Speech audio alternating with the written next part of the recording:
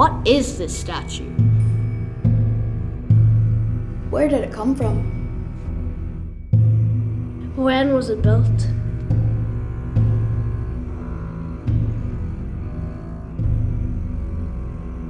This is all about the flight of the Earls.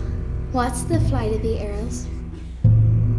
The flight of the Earls happened in 1607 when the Earls of Ulster, Hugh O'Neill and Rory O'Donnell and all their followers left Ireland. They had lost a war against England and they were going to Spain for help. But bad weather. They couldn't land.